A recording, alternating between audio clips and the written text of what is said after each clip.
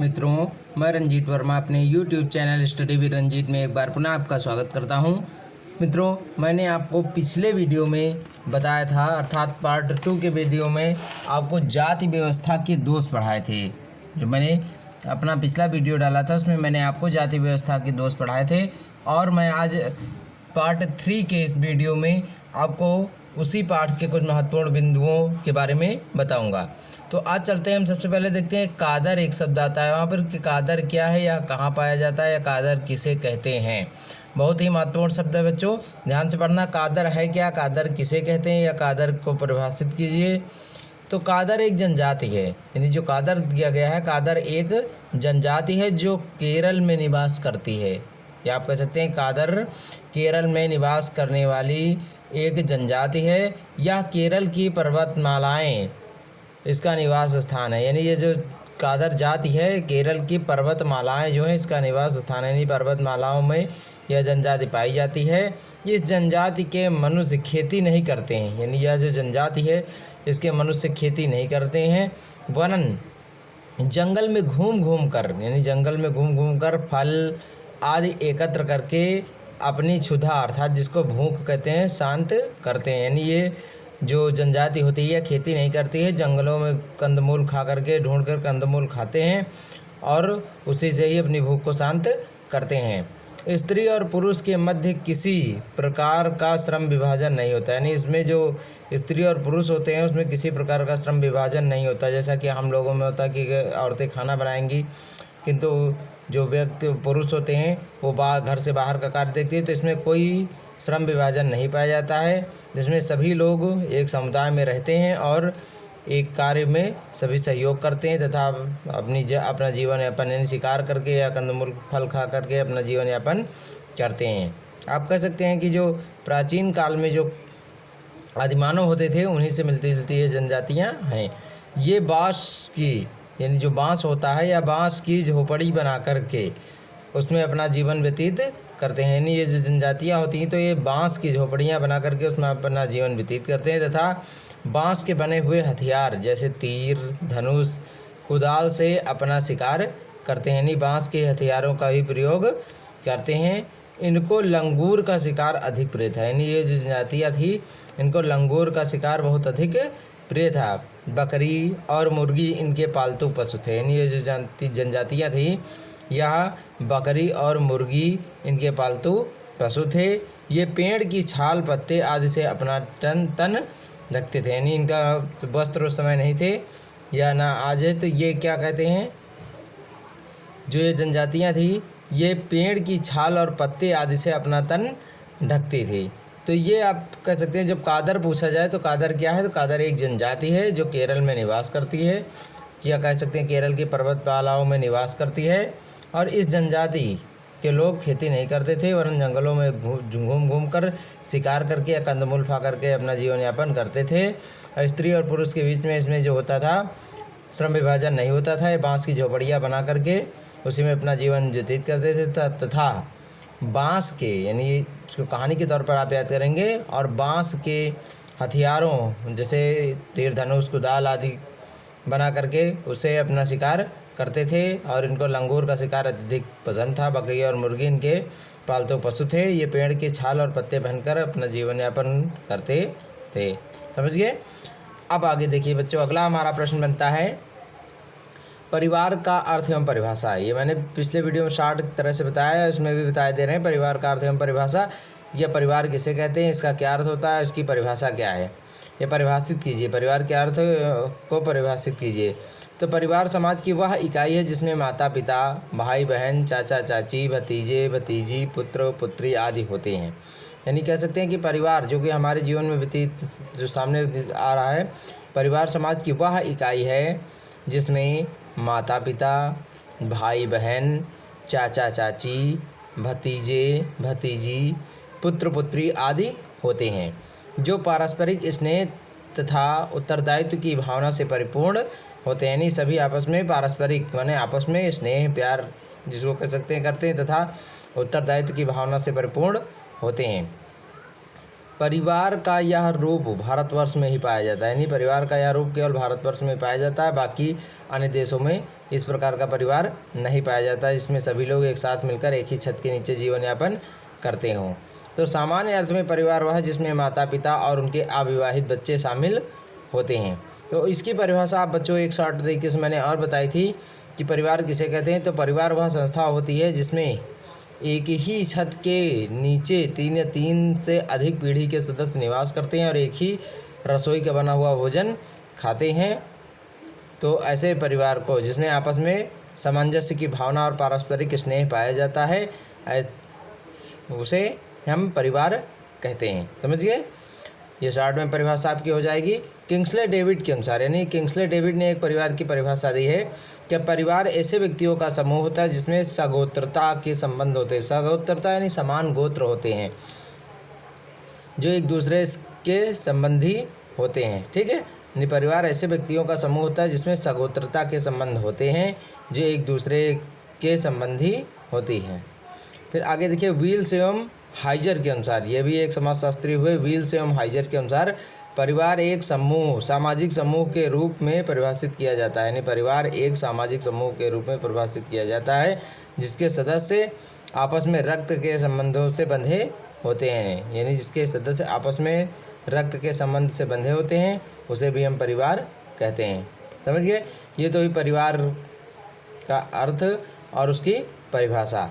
अब देखते हैं परिवार की प्रमुख विशेषताएं क्या हैं। यानी परिवार की प्रमुख विशेषताएं क्या है। तो परिवार की जो प्रमुख विशेषताएं वो निम्नलिखित है। नंबर 1, पति पत्नी का संबंध। यानी किसी भी परिवार के निर्माण के लिए सबसे पहले पति और पत्नी के बीच में पारस्परिक प्रेम का होना या स्नेह का होना अति आवश्यक होता है, क्योंकि बिना स्नेह के वे सब परिवार नियोजन का कार्य नहीं कर सकते, जिससे परिवार डेवलप नहीं होता है। इसलिए पति पत्नी का संबंध होना बहुत ही अनिवार्य होता है। यानी एक अच्छे परिवार के निर्माण के लिए पति पत्नी का संबंध विशेष महत्व होता है, संबंध का विशेष महत्व होता है, जिसके कारण वे वैध संतानों की उत्पत्ति करते हैं और सबका संबंध आपस में बनाए रखते हैं।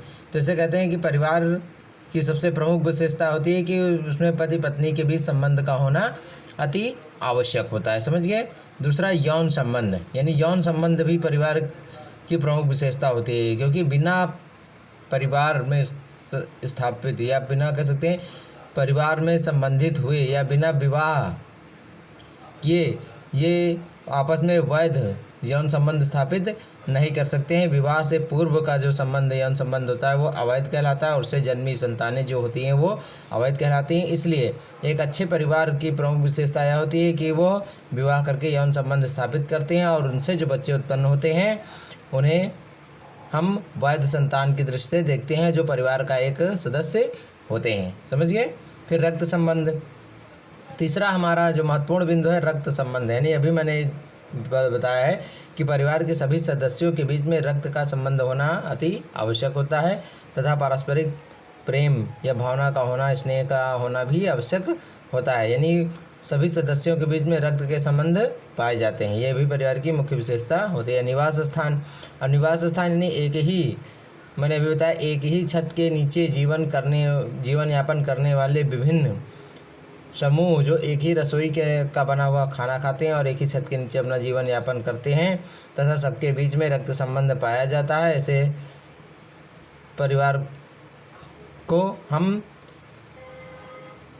परिवार को हम एक आदर्श परिवार के नाम से भी जानते हैं। यानी उनका निवास स्थान एक समान होता है या एक ही स्थान पर वो अपना जीवन रहकर अपना जीवन यापन करते हैं। फिर सभ्यता और संस्कृति का ज्ञान।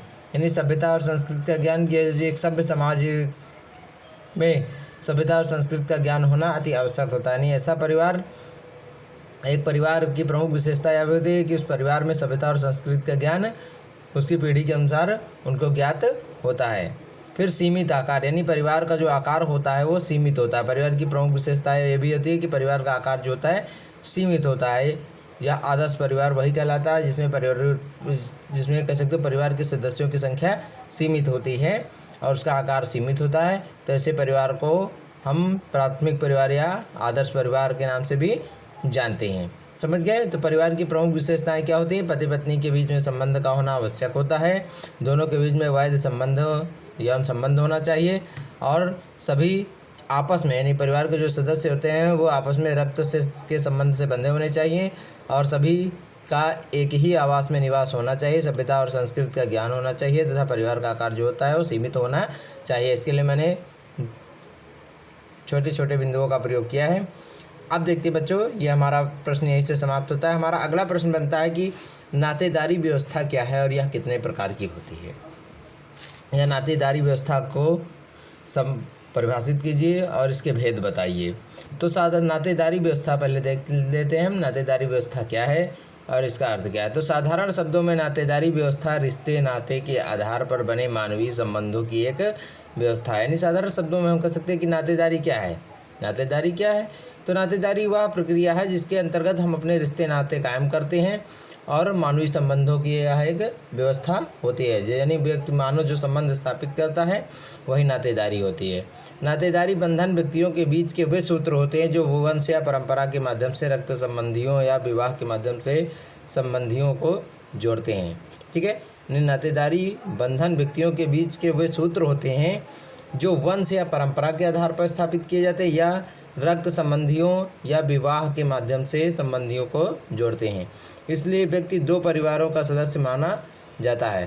प्रथम उस परिवार का जिसमें उसका जन्म हुआ, यानी व्यक्ति जो होता है वो दो परिवारों का सदस्य, नातेदारी में व्यक्ति दो परिवारों का सदस्य माना जाता है। प्रथम परिवार कौन सा होता है? जिसमें उसने जन्म लिया है। और दूसरा परिवार कौन सा होता है? जिसमें वह विवाह करके, यानी जिसमें उसका विवाह हुआ। तो दूसरा परिवार वह हो जाता है, प्रथम परिवार वह होता है जिसमें उसने जन्म लिया है। ठीक है, तो रक्त के माध्यम से नातेदारों को समरक्त नातेदार तथा विवाह के माध्यम से बने नातेदारों को वैवाहिक नातेदार कहा जाता है। ठीक है, यानी जो प्रथम कुल के नातेदार होते हैं, यानी जो जिस कुल में जन्मा होता है वो नातेदार, तो उनको हम क्या कहते हैं? समरक्त नातेदार, क्योंकि उनके बीच में रक्त का समान रक्त होता है, यानी रक्त संबंध पाया जाता है, इसलिए उन्हें समरक्त नातेदार कहते हैं। और जिस परिवार में उनका विवाह होता है उससे जो नातेदार बनते हैं उन्हें हम वैवाहिक नातेदार कहते हैं। समझ गए? ये होती है हमारी नातेदारी व्यवस्था।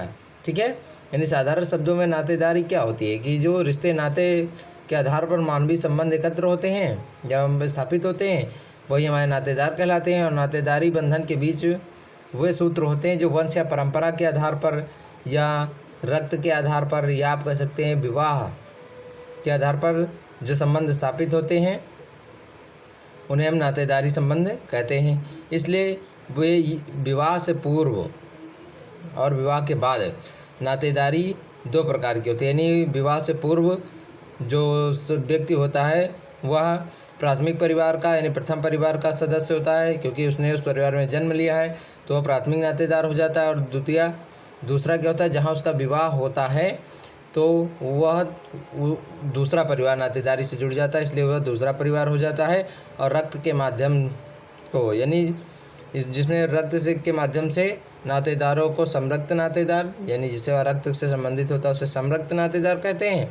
और जो विवाह के माध्यम से संबंधित होते हैं, विवाह के माध्यम से स्थापित किए जाते हैं, उन्हें वैवाहिक नातेदार कहा जाता है। अब समझ गए? अब देखिए नातेदारी के भेद हैं। नातेदारी के कितने भेद होते हैं? तो नातेदारी के दो भेद होते हैं, एक होता है रक्त संबंधी नातेदारी, दूसरा होता है विवाह संबंधी नातेदारी। मैंने अभी बताया यहाँ पर कि नातेदारी के भेद यानी नातेदारी के कितने भेद होते हैं। तो नातेदारी के केवल दो भेद होते हैं, एक रक्त संबंधी नातेदारी, दूसरा होता है विवाह संबंधी नातेदारी। तो अब देखते हैं हम बच्चों यहाँ पर आकर के कि रक्त संबंधी नातेदारी क्या होती है। तो रक्त संबंधी नातेदारी वह होती है जिसमें बच्चा जन्म लेता है, अर्थात रक्त से संबंधित, खून से संबंधित होता है। तो ऐसे संबंधों को हम रक्त संबंधी नातेदारी कहते हैं। यानी व्यक्ति जिस परिवार में जन्म लेता है वह उसका रक्त संबंधी परिवार होता है। ठीक है, जैसे भाई बहन, चाचा, ताऊ, बुआ, मामा, मौसी इत्यादि, यानी अपने पिता के रक्त से मेल खाते हुए जो भी संबंध होते हैं जो जन्म के द्वारा स्थापित होते हैं उन्हें हम रक्त संबंधी नातेदारी, यानी जो रक्त से संबंधित होते हैं उन्हें हम रक्त संबंधी नातेदारी कहते हैं। आप समझ गए? यानी जिस परिवार में बच्चा, जैसे मान लीजिए पहले दादाजी थे, उनसे दो संतानें हुई, एक पुत्र एक पुत्री, तो ये हमारे रक्त संबंधी नातेदार हुए। उसके बाद में इनके दो पुत्र हो गए, फिर ये हमारी बुआ जी हो गई। तो इस प्रकार जितने भी चाचा, फिर इनके भाई जो थे, पिताजी के भाई, वो चाचा हो गए, या उसके माने मम्मी, जो पिताजी की मम्मी थी, मम्मी की बहन मौसी हो गई। तो ऐसे यानी बुआ जितने भी नातेदार थे वो सभी रक्त संबंधी नातेदारी के माध्यम से आते हैं। दूसरा हमारा विवाह संबंधी नातेदारी। अब विवाह संबंधी नातेदारी क्या होती है, यानी जिस नातेदारी को हम विवाह के संबंधों द्वारा स्थापित करते हैं, ऐसे संबंध को हम विवाह संबंधी नातेदारी कहते हैं। जैसे पति पत्नी, बहनोई, दामाद, जीजा, फूफा, मौसा, साढ़ू, पुत्रवधू, नंदोई, पुत्रवधू, जेठानी इत्यादि अनेकों और भी होते हैं जो हम विवाह के माध्यम से, यानी विवाह होने के उपरांत जो हमारे संपर्क में आ जाते हैं, जो हमारे रिश्तेदार हो जाते हैं। तो ऐसे संबंधों को हम विवाह संबंधी नातेदारी कहते हैं, यानी जिनसे विवाह के बाद संबंध स्थापित होता है वो हमारे नातेदार जुड़ते हैं। तो ऐसे व्यक्तियों को हम विवाह संबंधी नातेदारी के माध्यम से संपर्क करते हैं। जैसे पति पत्नी, तो पति पहले रक्त संबंधी था, उसके बाद पत्नी बाहर से के परिवार से आई, तो पत्नी पत्नी का संबंध या विवाह संबंधी हो गया। बहनोई, यानी बहन का जो पति होता है वो भी बहनोई, वो भी अलग से आया, तो बहनोई हो गया। दामाद, जीजा, तो ऐसे जो जितने भी हमारे संबंध होते हैं जो विवाह के बाद या विवाह के उपरांत संबंध में आते हैं, तो ऐसे नातेदारों को हम विवाह संबंधी नातेदारी कहते हैं। अब समझ गए। अब आगे चलते हैं बच्चों। देखिए, बहुत ही महत्वपूर्ण प्रश्न है। आगे बढ़ाने के बाद हम ये ज़रूर बता देंगे, आपसे बताना चाहेंगे कि यदि हमारा वीडियो आपको कैसा लगा, इसके लिए कमेंट्स के ज़रिए ज़रूर बताएं, तथा अधिक से अधिक अपने मित्रों को भी शेयर करते रहें। और यदि आप कमेंट्स के ज़रिए बताते रहेंगे तो हम आपके लिए और अच्छे ढंग से वीडियो बनाने का प्रयास करेंगे। फिर आगे देखिए, नातेदारी की श्रेणियाँ कितनी होती है, यानी नातेदारी की जो श्रेणियाँ हैं वो कितने प्रकार की होती हैं, या नातेदारी को कितने श्रेणियों में बांटा गया है। तो नातेदारी को 3 श्रेणियों में बांटा गया है। देखिए बच्चों, इसमें मैंने कॉमर्शियल टाइप में बता दिया है, लेकिन इसको हम अभी सरल तरीके से भी आपके सामने प्रस्तुत करेंगे। तो सबसे पहले देखते हैं नातेदारी की श्रेणियाँ कितनी हैं, या नातेदारी को कितनी श्रेणियों में बांटा गया है। तो नातेदारी को 2 श्रेणियों में बांटा गया है, प्राथमिक नातेदार, द्वितीयक नातेदार, 3 श्रेणियों में बांटा गया है, प्राथमिक नातेदार, द्वितीयक नातेदार और तृतीयक नातेदार। तो देखिए, प्राथमिक नातेदार कौन से होते हैं, तो विवाह या रक्त संबंधित होते हैं, यानी प्राथमिक नातेदार जो रक्त से संबंधित होते हैं वो हमारे प्राथमिक नातेदार होते हैं, अर्थात हमारे परिवार के सदस्य। ठीक है, जैसे पति पत्नी, पिता पुत्र, माता पुत्री, पिता पुत्री, माता पुत्र, छोटे भाई और बहन इत्यादि जितने होते हैं वो प्राथमिक नातेदार होते हैं। और द्वितीयक नातेदार क्या होते हैं, यानी जो प्राथमिक नातेदार के प्राथमिक संबंधी होते हैं, यानी जो प्राथमिक नातेदार के प्राथमिक संबंधी होते हैं वो हमारे द्वितीयक नातेदार होते हैं। जैसे साले बहनोई का संबंध, साले और बहनोई का संबंध, दादा पोते का संबंध, देवर और भाभी का संबंध। ठीक है, तो द्वितीयक नातेदार कौन से होते हैं, जिसमें कह सकते हैं जो हंसी मजाक के पात्र होते हैं। ठीक है, जैसे देवर भाभी का संबंध, तो इसे हम क्या कहते हैं, द्वितीयक नातेदार। ठीक है, तो ये हमारे हो जाते हैं द्वितीयक नातेदार। फिर तृतीयक नातेदार क्या होते हैं, कि तृतीयक जो होते हैं, सॉरी मैंने यहाँ द्वितीयक लिख दिया है, तृतीयक संबंधी जो द्वितीयक संबंधियों के प्राथमिक नातेदार होते हैं, यानी जो इनके होते हैं, इनके जो प्राथमिक नातेदार होते हैं, द्वितीयक संबंधी के प्राथमिक नातेदार होते हैं, वे तृतीयक नातेदार कहलाते हैं। जैसे साले की पत्नी, साले का लड़का, परदादा इत्यादि। तो ये जो होते हैं ये तृतीयक नातेदार हमारे होते हैं।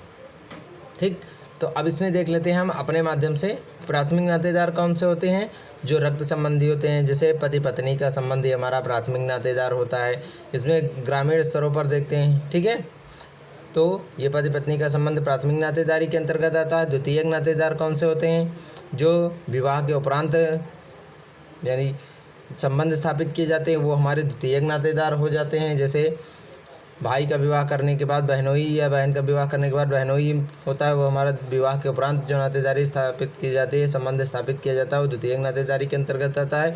और तृतीयक नातेदार कौन होते हैं, यानी इस बहनोई का जो होता है, यानी जो कह सकते हैं आप साला होता है, या साले का जो साले की पत्नी या साले का लड़का जो होता है वो हमारा तृतीयक नातेदार कहलाता है। समझ गए।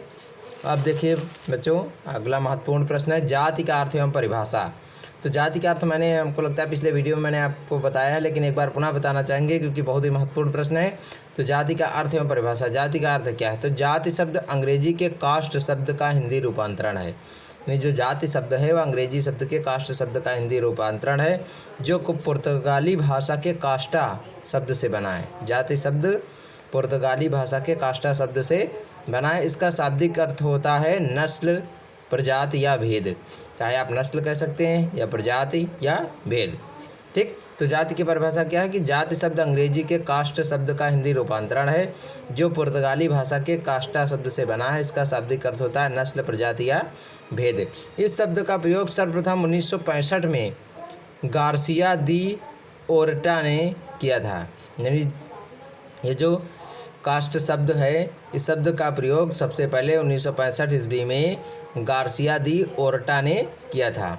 तो अब देखिए ये जाति का अर्थ हो गया। अब परिभाषा देखते हैं चार्ल्स कूले के अनुसार। चार्ल्स कूले ने जाति को कैसे परिभाषित किया है? तो जब एक वर्ग अनुवांशिक होता है तो हम उसे जाति कहते हैं। अनुवांशिक यानी अनुवांशिक लक्षणों के ऊपर आधारित होता है तो वह जाति होती है। फिर मजूमदार के अनुसार, मजूमदार एवं मदान जो समाजशास्त्री थे उनके अनुसार जाति एक बंद वर्ग है। तो ये दो परिभाषाएं बहुत ही सटीक और बहुत ही सरल हैं, इसलिए मैंने इनका प्रयोग किया है। चार्ल्स कूले ने जाति जब एक वर्ग अनुवांशिक होता है तो उसे हम जाति कहते हैं, और मजूमदार ने क्या कहा कि जाति एक बंद वर्ग है, यानी जिसमें प्रतिबंध भी होते हैं। अब जाति की प्रमुख विशेषताएं कौन कौन सी होती हैं? जाति की प्रमुख विशेषताएं निम्नलिखित हैं। नंबर 1, जन्म पर आधारित, यानी जो जाति होती है वह जन्म पर आधारित होती है। आप कह सकते हैं कि बच्चा जिस परिवार में जन्म लेता है उसे ही उसकी जाति का तमगा मिल जाता है और आजीवन उसी जाति में वह जीवन यापन करने पर विवश हो जाता है। उसके नियमों को मानने के लिए उसे विवश होना पड़ता है। तो जाति जो होती है वो जन्म पर ही आधारित होती है। पेशों की निश्चितता, यानी व्यक्ति की जाति ही उसके पेशे का निर्धारण कर देती है। जैसे जो मोची होता है कपड़ा सिलने वाला, जूता सिलने वाला, तो उसमें जो बच्चा जन्म लेता है तो उसका पेशा जो होता है वो जन्म से ही निर्धारित हो जाता है कि मोची है तो वो सिलाई का कार्य करेगा। फिर खान पान पर प्रतिबंध, यानी जाति में भी खान पान पर प्रतिबंध होते हैं। जैसे कह सकते हैं हिंदू जाति के लोग अन्य निम्न वर्णों की जातियों के साथ खान पान का संबंध स्थापित नहीं कर सकते हैं, उन पर प्रतिबंध होता है। फिर ऊंच नीच की भावना, यानी सभी जातियों के बीच में ऊंच नीच की भावना भी पाई जाती है। सभी अपने आप को ऊंचा सिद्ध करने में लगे रहते हैं, जिससे निम्न वर्ण की जातियाँ होती हैं उनके साथ अपना संबंध नहीं बनाते हैं, तो इनमें ऊंच नीच की भावना भी जातियों में पाई जाती है। फिर निश्चित परंपराएं, यानी सभी जातियों की जो परंपराएं होती हैं वो निश्चित होती हैं, जिनका पालन सभी जातियों को करना पड़ता है। फिर अंतर्विवाही समूह। अब अंतर्विवाही समूह क्या होता है बच्चों? कि जाति की सबसे प्रमुख विशेषता होती है कि जाति के सदस्य जो होते हैं वो अंतर्विवाही होते हैं, यानी एक जाति अपनी जाति के अंदर ही विवाह कर सकती है, वो बाहर की किसी दूसरी जाति के लोगों के साथ विवाह संबंधी संबंध स्थापित नहीं कर सकती। फिर अनिवार्य सदस्यता। अनिवार्य सदस्यता क्या होती है कि जाति में, यानी एक जाति का सदस्य होने के लिए व्यक्ति को सदस्यता अनिवार्य रूप से लेनी पड़ती है। इसके बिना सदस्यता के वह किसी जाति को ग्रहण नहीं कर सकता या किसी जाति का सदस्य नहीं बन सकता। इसलिए जाति की प्रमुख विशेषताएं कौन सी होती है कि जाति जन्म पर आधारित होती है, इसमें पेशों की निश्चितता पाई जाती है, जाति में खान पान पर प्रतिबंध होता है और ऊंच नीच की भावना पाई जाती है। निश्चित परंपराएं, जाति की जो परंपराएं होती है वो निश्चित होती है। जाति एक अंतर्विवाही समूह होता है जिसमें प्रत्येक व्यक्ति अपनी जाति के अंदर ही विवाह संबंध स्थापित कर सकता है और यौन संबंध स्थापित कर सकता है। फिर अनिवार्य सदस्यता, यानी जाति में व्यक्ति की अनिवार्य रूप से सदस्यता लेनी पड़ती है। तो बच्चों यहीं पर हम अपने वीडियो को विराम देते हैं। एक बार पुनः बताना चाहेंगे कि हमारा वीडियो आपको कैसा लगा, इसके लिए कमेंट्स के जरिए ज़रूर से ज़रूर बताएं। तथा कुछ लोग नोट्स मांगते हैं, तो इसके जो नोट्स हैं वो आप इन्हीं प्रश्नों के आधार पर पढ़ सकते हैं, या शॉर्ट में मैं नोट्स आप व्हाट्सएप नंबर दे देंगे, उस पर मैं सेंड कर दूंगा। तो हमारे अगले वीडियो को पाने के लिए यदि आपने अभी तक हमारे चैनल को सब्सक्राइब नहीं किया है तो कर लीजिए, क्योंकि मैं अपने वीडियो के माध्यम से आपको संपूर्ण लेसनों का अध्ययन कराता रहूँगा। धन्यवाद।